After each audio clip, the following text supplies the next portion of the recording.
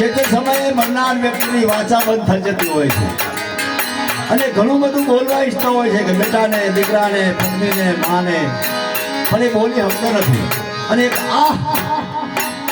હૃદયમાંથી નીકળતી હોય તો આપણને લાગણી છે એક ભરી હોગી મને હે ના સુની હોગી जाते आवाज तो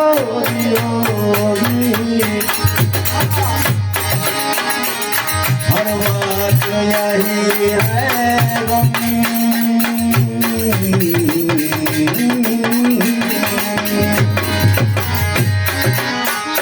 हर बात यही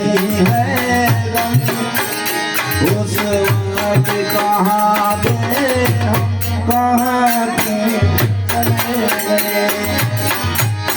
कहाँ तुम चले गए कहाँ